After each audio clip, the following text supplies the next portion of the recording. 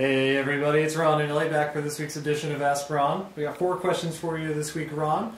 Our first one comes from Melanie in California. Hey Melanie. She says, I mailed to a 60-90 day late list with a good response, but some of the sellers are behind by thousands of dollars. Right. If some have equity and some have debt, do I have to work with banks in either situation? Well, I'm not sure I understand that question. The only time you'd work with a bank is if you're doing a short sale on it, Melanie. If you're not doing a short sale, there's nothing for you to work with a bank on. And that is the problem with people that are behind on their payments. Sometimes they're so far behind that even when you can get the property, and usually get it for free, by the time you go find a tenant buyer for it with a down payment, sometimes the monthly payments that are behind are way more than you can collect from the marketplace, so that kills the deal. So usually when they're more than 3 or 4 payments behind, unless you want to do a short sale on them, they are dead.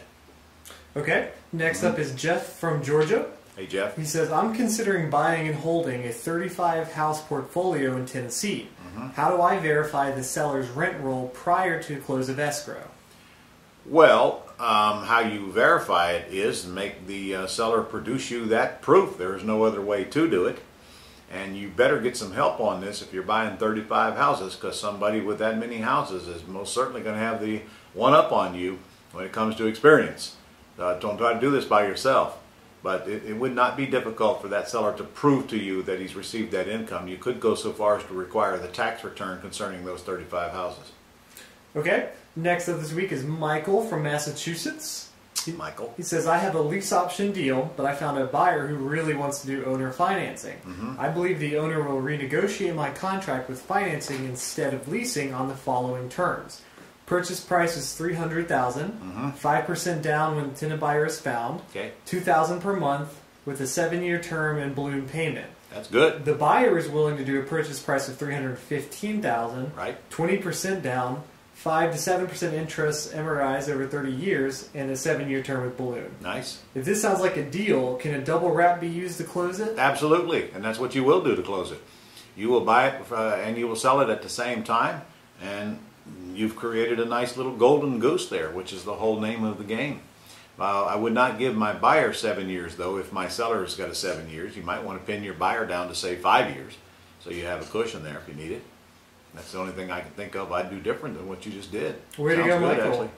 Yeah.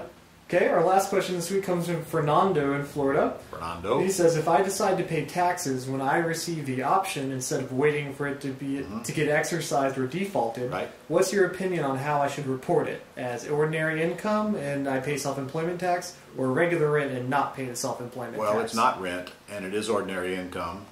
And whether you pay self-employment tax depends on what your entity structuring is.